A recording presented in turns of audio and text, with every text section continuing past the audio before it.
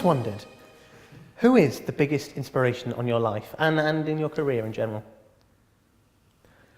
Probably life would be too personal, but career was a planner at JWT who got me back to JWT. I did the fellowship scheme. At the end of that, Terry rang up and said, will you come back to JWT? And it was a great, at that time it was an amazing planning department. But what was brilliant about Terry was that he could do both bits. So he'd started out in market research. He was, completely mad, but started in market research and then kind of came into planning. And he would on the one hand, he could go to the creative floor and he could talk to creative teams and he could say, no, I don't want that. I remember he was talking about some Telegraph ad. And he said, I want this, and the creatives gave me Rule Britannia, and it wasn't the right kind of Britishness that he wanted. So he could articulate that in a creative context, and yet at the same time was the most extraordinarily kind of instinctively numerate person I've ever met. So they were pitching for the Branson lottery bid, and as you can imagine, your army of accountants, because lottery is really complicated. You've got to think about board cover because people don't think of random numbers, they tend to think of certain patterns of numbers, and so the space of all possible numbers isn't properly filled. Mm-hmm. And that affects the way the lottery pays out and so on. And so you had, PwC man with his spreadsheet, and I reckon it's about this. And there was Terry with the back of his fag packet analysis, and as near as damn it, he was right. So he'd kind of run a simulation of the UK population and its foibles in his head, and got there. And for him, that was just that. There was no distinction in those things. You did both, and he kind of showed to me that you didn't have to think of that as either or. And now, particularly at the moment, we're very siloed in terms of different kinds of planning, and there's creative planning it's over there, and we don't do with that media, and well, we sort of do, but we don't like to say it that way. And it's all just thinking about. I remember his parting words when he retired. He said, "Got to shake up your brands, Samir. You've got to shake up your brands," and he's absolutely right. We've given these things on trust for a few years at a time, and you do just have to grab them by the scruff of the neck. It's particularly hard when we're doing it globally, but. So that's Terry. So do you think that all people in this industry should have more than one string to their bow? Do you think it's dangerous to have just one person specialising in something? Yeah, definitely. I think we hire for our area, almost as a minimum, you want people who have done at least 2 marketing disciplines. So I remember when I went from creative side to direct marketing, the first year it was just really weird because it's the old thing. To a man with a hammer, everything looks like a nail, and suddenly instead of a hammer, I had a flower pot. Well, what do I do with this? I can't bash things with it. And, whereas advertising, it's all about boiling it down to one message to rule them all, one magic incantation which will make all 75 million people immediately want to buy my brand. Then the DM, it's all about, well, no, there's these 5 people over here and I can talk to them like this, and there's these 20 people over here, I can talk to them like that. So the kind of splitting approach is fundamentally different. And then media again is another, and each time I feel like you just get a more rounded picture of, okay, it's all marketing, it's all about how brands meet people, roughly speaking, or how businesses meet people, but then within that, knowing more ways of looking at that problem. And I see it now. People who've only done one discipline, I think you notice it because there's just something slightly desiccated about the way they approach it, because the solution's always advertising, or it's always a media partnership, or it's always a this or that, and it gets us close to the clients, but without going native, because that's the other danger, of course, is you spend so long with a client that you kind of go, I've inherited all of their preconceptions about what you can and can't do. What's the point of agencies unless they can have a critical distance? So it's that combination of critical distance, but also being able to say, well, here's 17 things you could do to tackle that problem, and of those, these might be worth thinking about in more depth. Mm. That's interesting. As somebody who has only ever done one discipline, I came into the industry 5 years ago, wet behind the ears from university, ink just drying on my psychology degree, and turned up to do consumer insights. And To some degree, I agree with you. I think seeing different worlds and being exposed to different people is exciting, just in terms of getting up in the morning for one thing, but also in terms of developing yourself. But I think there is a lot to be said about having people in a room who do eat, sleep, drink, breathe one way of approaching things in order to evangelize about it. And yes, of course, I think the majority of people in the room need to be people who are not quite so blinkered, maybe, but I like the idea of having specialists still, as a specialist myself, somebody who is driven by that. But certainly challenging those specialists to look at different areas of research, if their specialism is research, I think is important. But equally, at Mindshare, in a way, you've got all of that around you anyway. So if you walk across our floor, just the range of people with the different skills who have all ended up on that floor for one reason or another, it kind of does that in reverse. And then in that context, your hinterland is different because it's this academic rigour, and you kind of bring that into the flakiness of what they do, and that all balances up. What about you? I mean, what's your, if you had to kind of say your kind of inspiration in life or work? I mean, work is difficult. I've been at Mindshare all my professional career, and been inspired by lots of different people at Mindshare. But I think it all boils down with me to the way that I was brought up, basically centered around the only thing that mattered, the only thing that marked success was academic success and knowledge and satisfaction over any sort of financial gain. I'd far rather be doing interesting, dynamic, exciting work than be sitting somewhere earning a lot of money but being bored. And to me, that was always where the goalposts were. So coming into a commercial organisation with that, the way I've been raised was a very, at first kind of slightly difficult, to be honest, to balance those things. But I think balancing those things has been quite a formative experience for me, and quite an inspiring experience to see the two different worlds collide and not sacrificing one to get at the other, if that makes any sense. So kind of balancing those two has always been what pushed me forward and the biggest influence. And what's great about the business planning team at Mindshare is that the people there, and wider in Mindshare, and bear in mind that those are the people I've been surrounded by, balancing those two things is very important to the organisation and to the ethos of the company. Samir. No, I mean you answer it.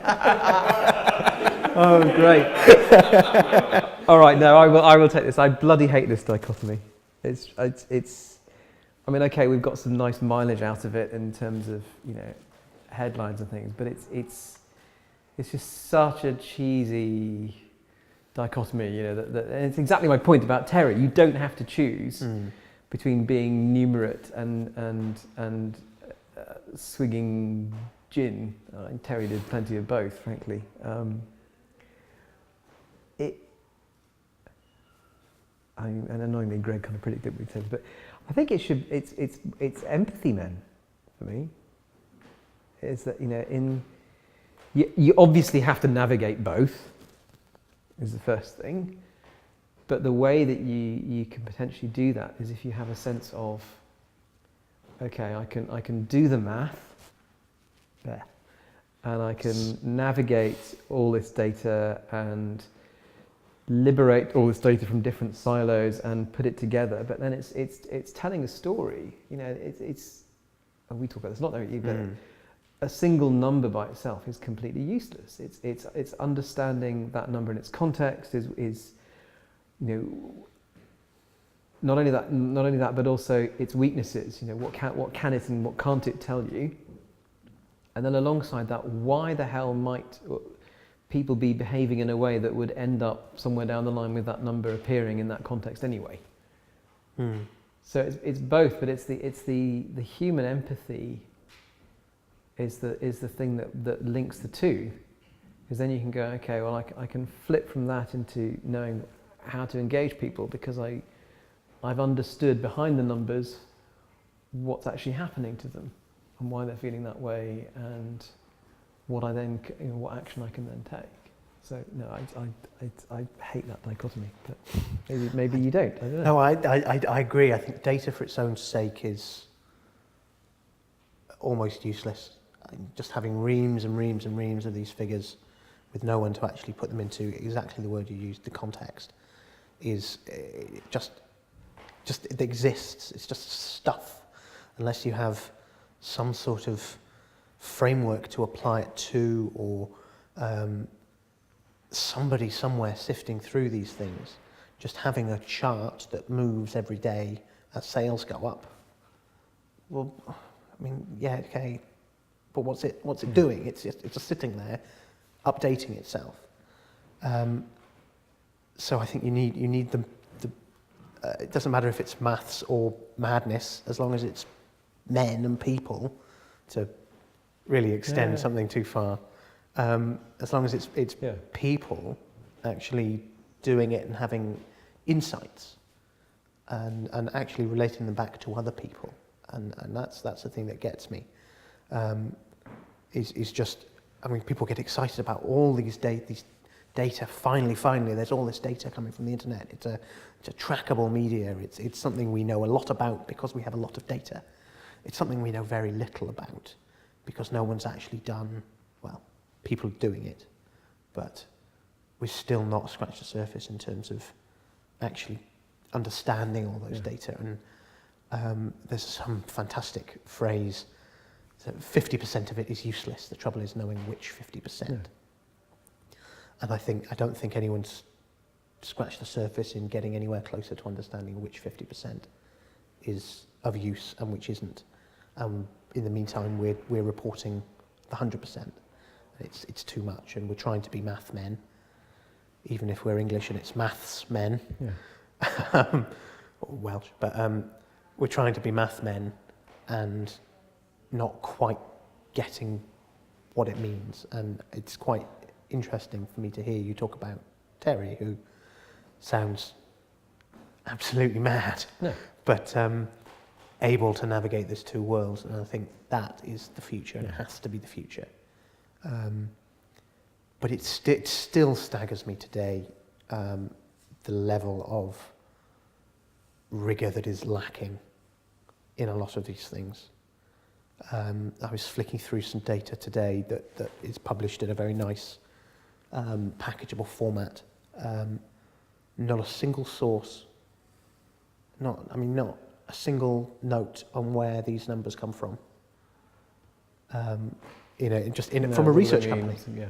Not a note on this is a methodology, this is a tracking study, and still we're living in a world where numbers abound, but no one's got the discipline to say this is where the numbers are. So if we're going to be math men, let's be math men. Having just said it's somewhere in the middle. I still feel there's, even among the math men in our industry, there's still a little bit too much of the mad, reckless men as well. And I realise that last sentence contradicts what I've said previously, but no, it makes sense. We can be, obviously not Mindshare, but we as an industry can be quite cavalier, quite slapdash with handling it with kind of numerical hygiene.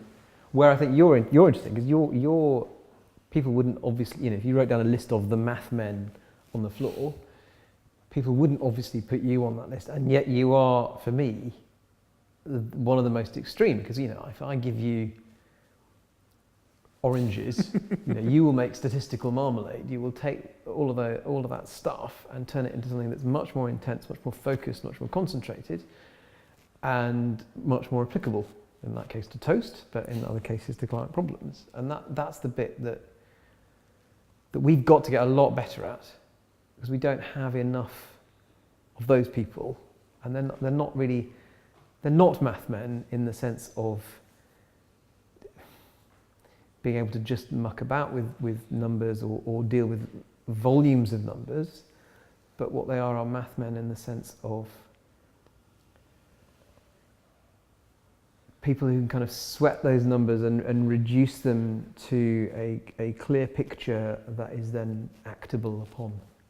So when people say math men, do they essentially just mean data plumbers? Is that what we're talking about? We're talking about people who move data from one place to another? I think so. I think in some cases it's almost well, we're media people, so we're math men by default because we use Excel, don't we? Unlike those flaky agency types, and all they've got is crayons and a drinks trolley. And it's fighting a battle that's over, really. The opposition isn't between those flaky people and us. Again, we're all math men because we use Excel. It's what kind of math men do we want to be? And for me, the kind is integrative, empathetic math men who can smash all these things together and reduce them down to something both manageable and that tells a story, and where you can enroll, and then you can take that story and enroll a bunch of clients. We're in a world where you have to have some numbers to justify what you want to do in your organisation. So let's make sure they're the right ones. Let's make sure we've done the work of normalising the data, putting it together, actually doing all that diligence to make sure that when we then come out with something, we can tell a story, but we can be sure it's if not the right story, at least a good story, so that when and that's our responsibility. That's because the clients won't have time to do that quite often, and it's easy for us to turn up and kind of hack a few charts together that make it look sort of okay and underwrite whatever it is they think they want to do anyway. But doing it properly and getting them to a point where we're all that whole wider group of people within the client organisation is travelling in the same direction that we've helped chart with them, but that it's a good direction to go in, I think is the thing to get to. Well, I mean, one of the things which you mentioned slightly previously was when you were talking about Terry, your inspirational planner, so to speak. You mentioned that he was able to distill complex ideas down into one back of a fag packet answer and come out as near as damn it to the answer of people who have sat there with spreadsheets and done the rigour that we've just been evangelising about. One of the things which comes up again and again and again and again and again is this debate between your ability to distill ideas from information and then your ability to just arrive at an answer. Which is certainly something that we've talked about in a lot of detail in decision-making contexts, and certainly in academic psychology contexts. So my question, I suppose, is how much do you buy the idea of a rational human being or an irrational human being? And is it important for us to understand when people are being rational and when people are being irrational?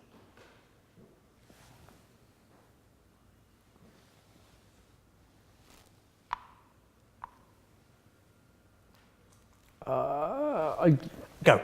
No, are you phrasing it that way because in a way, rational, irrational is not the way you would normally want to express it. But that's the way it's expressed. No. Yes. I suppose in that way, what we'd both say is that's the wrong dichotomy. But I mean, this is your world rather than mine. But my kind of outsider's understanding of what a whole bunch of patient experimentation over the past 30, 40 years has revealed is that this picture we have of ourselves as mostly thinking and occasionally instinctive is really largely the other way around, which isn't to impoverish our understanding of what it means to be human, but actually the contrary is to say, look, isn't it amazing that we are capable of doing this much and integrating this much information in ways that aren't step by step and kind of enlightenment rationality, and that's the thing that it's so easy because culturally we pride ourselves on and we prize that sort of step by step ratiocination that goes, okay, this therefore this, since Aristotle, broccoli contains vitamins, vitamins are good, forthwith Samir eats. We've held that up as a model of being human for quite a long time. And for me, what comes out of the work that you and people like you have been doing is that actually no, we should valorize a different kind of, which is why I don't like rationality versus irrationality. It's more, we should appreciate a different kind of processing of information and inputs that is much more instinctive and can take leaps and can absorb a lot more. Frankly, I can maybe hold, a 7-digit number in my head for a while until I've learned it by rote, but I can't do much more than that. And yet, in this room, I've absorbed all sorts of stuff about the way the window frames feel and what's going on around me and the picture behind us and all of that in a different sort of way. But that's really, you're better to talk about that than me anyway. Well, the thing that strikes me is exactly what you just said. The cultural cachet is very much in being deliberative, and you do this kind of syllogistic logic pattern. A equals B, B equals C, therefore A equals C, and you work things out, and you take your time deciding on the best product. And when we do research, we do survey research, we see again and again and again and again that the things that people answer obey that pattern. If we ask, it's important to be well informed, 90-something% of people across the entire world, regardless of their culture, regardless of their age, their demographic breakdowns, regardless of who they are, say that's important. But actually what strikes me from the academic world is that we are actually fairly bad at putting our resources and our psychological resources into the things that allow us to do that. We get tired incredibly quickly as human beings when we have to start thinking. How many of us spend our days sitting at a desk and go home absolutely knackered? It's exhausting, it really is. So to ask somebody to apply the sheer weight of resource to that kind of problem is insane. And evolutionary, biologically speaking, it doesn't make any sense at all. There's a stat about 10% of your brain. You only use 10% of your brain at any given time. It may well be, there's no scientific evidence for that. It's absolutely ridiculous. But what does make sense is that you're only aware of what your brain does 10% of the time. And I think that's quite an interesting thing to look at, especially when you start thinking about this resource and how actually you're only able to make a certain number of decisions and look at a certain number of things in detail and until you get tired. How have you in the supermarket, you get exhausted by the end and you just put whatever you want in your bag, but you do save up a little back for that choice of wine that you're going to drink with your meal this evening. You might, and I think that's quite an interesting idea in supermarket layouts. And no one's ever, when I try to talk to somebody in the academic world about supermarket layout and how actually you put the things which people want at the back and the things which people don't want at the front, and it makes them pay a lot more attention until they get to the end. And you play with the layout so as to help people make decisions, or put the things that people don't want to think about at the back, and so on and so forth. And people dismissed it, they laughed at it, but it comes back to me again and again and again, that and I keep saying again and again and again, and I'll say it again and again and again, but it comes back that actually this idea that we're quite poor at doing the things we value, psychologically speaking, is quite a pertinent one to the way that we just live our lives and spend our money, which, when it comes down to it, is what the business we're in terms of making people choose our products. That's interesting. So you say if we've evolved as systems to conserve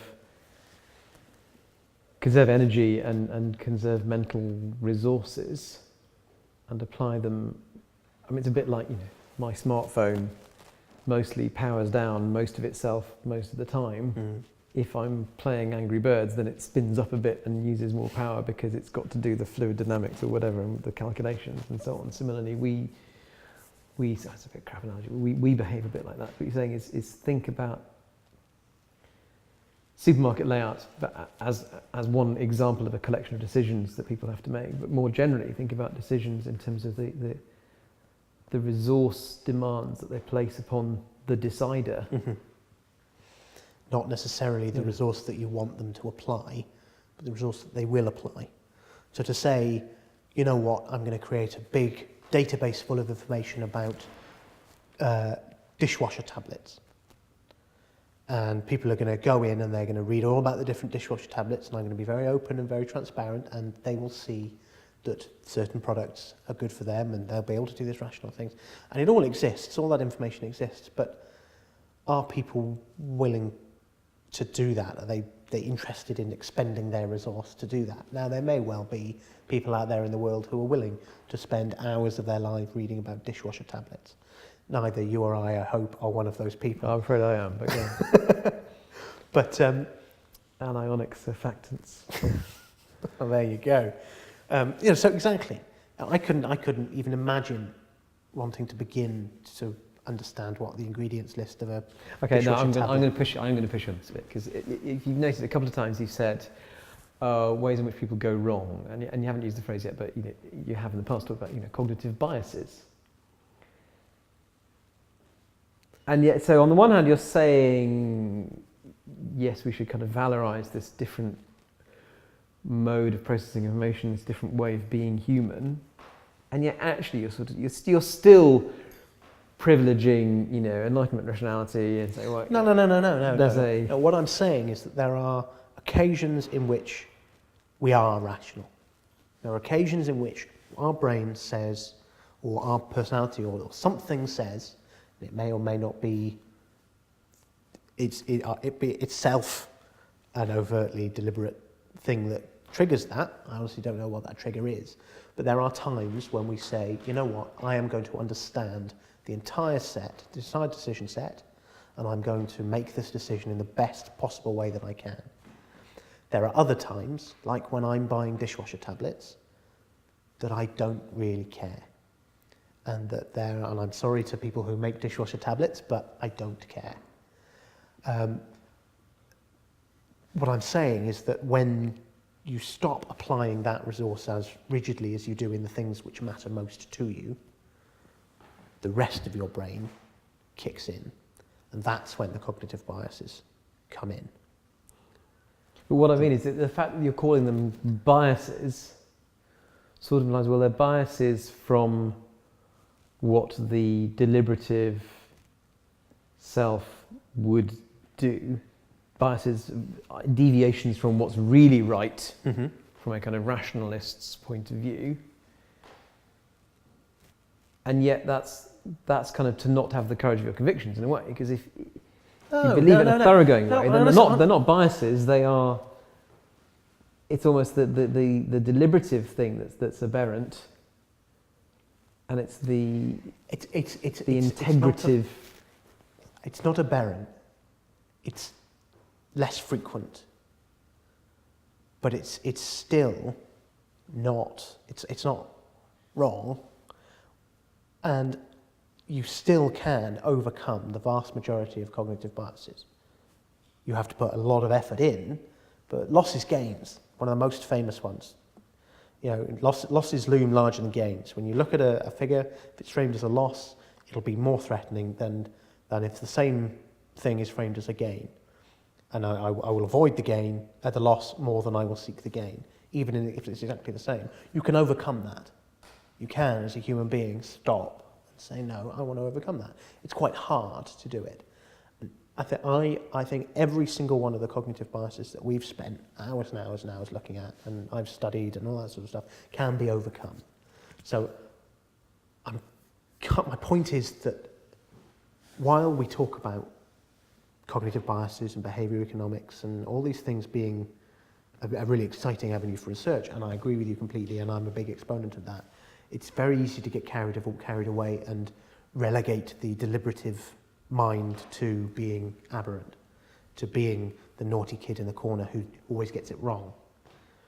And actually, you are able to apply yourself completely and utterly. It's rare, but you can apply yourself completely and utterly. And what I find interesting is actually even when we as humans... you can apply yourself completely and utterly to a single problem. And if you do that in the mechanic, normative, best possible way you can, there is a correct decision in a lot of situations. Certainly in a lot of psychology research they set up so there's a right decision. We can debate all afternoon long about whether there are right decisions in the real world. But let's say there is an absolute normative correct decision. What I find interesting is even when we apply ourselves to get there, still little things creep in around the edges. And we're not strong enough in our own convictions as human beings to fight every single one all the time. So it's very, very rare that we'll make our normative correct decision. Okay, so taking that then, what does that mean in terms of a research agenda? So there used to be an old exam question, which was, is all survey methodology inherently positivist? To which I'm guessing we both say the answer is roughly no, not in theory, but in practice it behaves. We've all seen this. People do batteries of attitude statements, and then they go, "Oh, look, kind to small animals is up 2% this month," or whatever. And yet, firstly, we know that if you do the same survey on the same people, you'll still get the same aggregate of 50% of people agree that kind to small animals is a good thing, or that brand is, or whatever. But it'll be different. 2/3 of them might be different people. The ones who said no before, and now they're saying yes. So your aggregate number stays the same, and yet behind it, the individual's preferences as captured by a survey instrument are highly unstable. Not only that, but people can't even tell you what they bought. So you catch someone on their way out of the supermarket. Which dishwasher tablets did you buy? Oh, I bought Finish. So why are there Waitrose dishwasher tablets in your bag there? Oh, are there? I didn't know. So it's in a world where people can't reliably tell you what they did, why do we even bother asking them why they think they did it?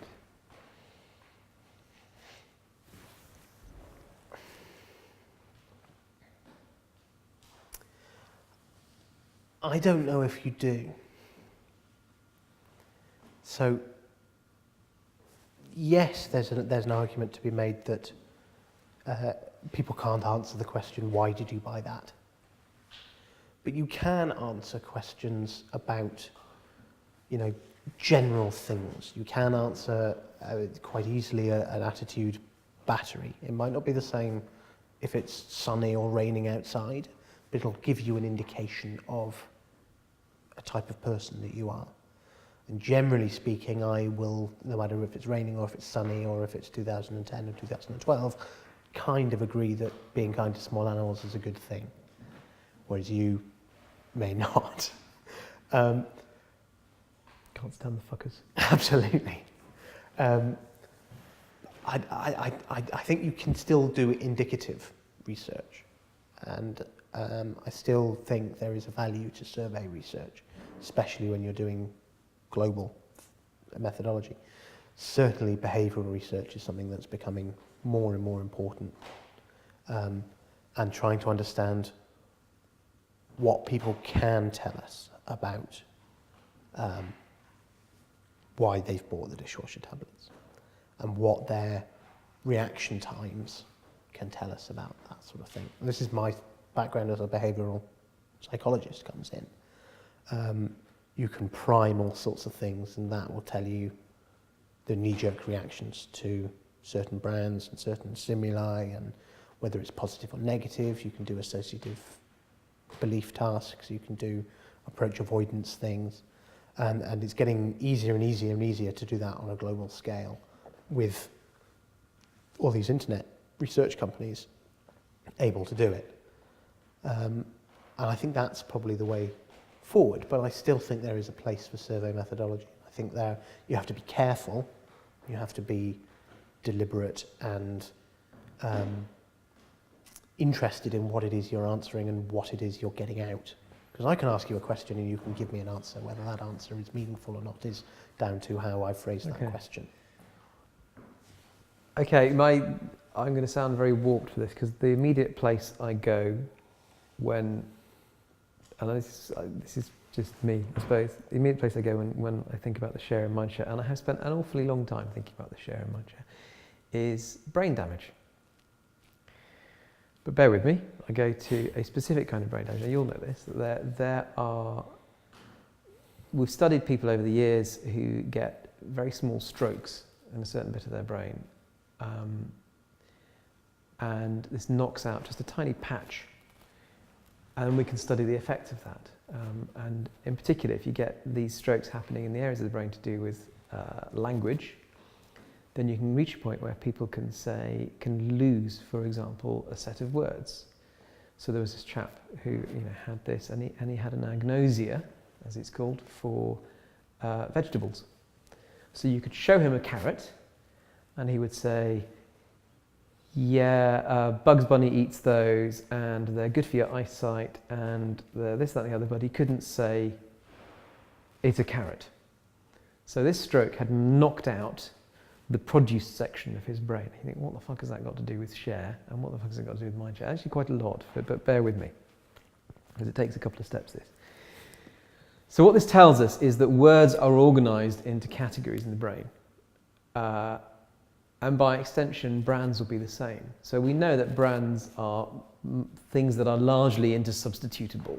Do I buy Persil or Ariel? Do I buy Coke or do I buy Pepsi?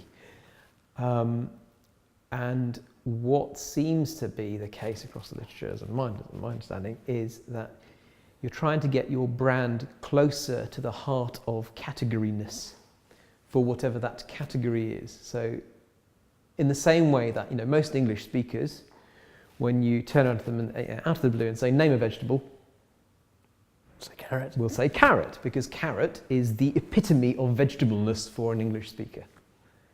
And part of what you do when you learn language is you learn how to organise the words in the right way in your brain. Similarly, when you move to a new country, part of what you do is you learn, you move to Canada and you learn that co-op there is not like co-op here, and actually co-op is in a certain place in the space of all supermarkets.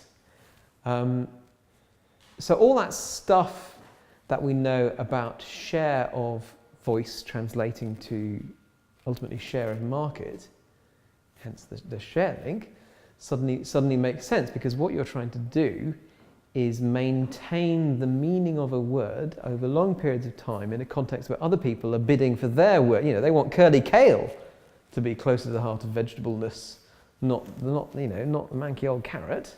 And let's try and displace that. So let's try and think of, so positioning then becomes a way of thinking, okay, let's try and get at people's brains by saying, don't think about curly kale as being a vegetable. think about it as being an aphrodisiac, or whatever. I don't know, stupid example, but a way of reframing. So a lot of these things that we do instinctively as marketers are a way of redrawing the maps in people's brains for me, so that we, the share of that brand, the share that that brand is taking up of the space in your head that's linked to that category and that need is maximised.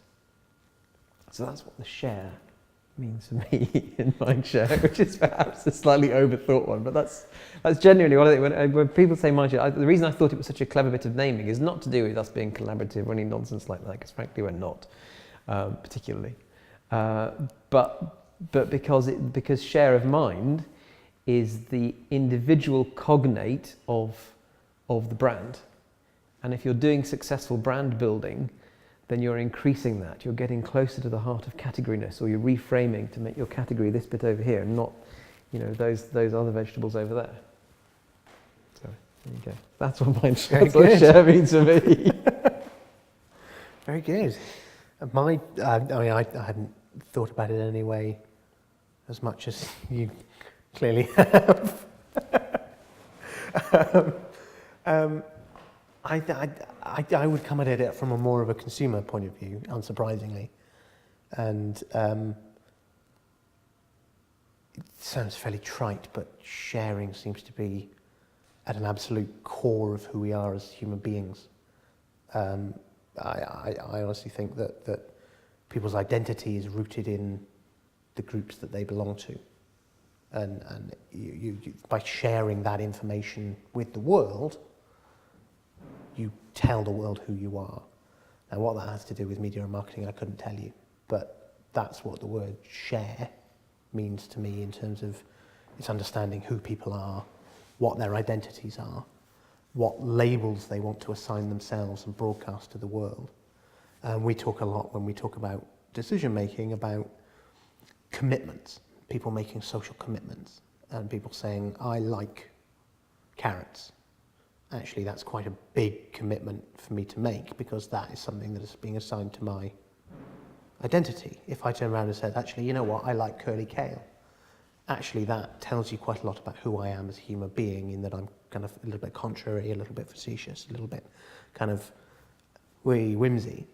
But that in itself is an incredibly important thing for me to do as a human being, because then I actually start to eat curly kale more than I eat carrots, because that's what I want to tell the world about myself. So rather trite thing to end on is, do people share what they like, or do people like what they share? So do we just click down, Samir, here's a great video because I saw it and I like it, or I think Samir might like this and I'll share that, but I'll tell the world that I like that because I'm sharing it. I think that's quite an interesting cognitive bias.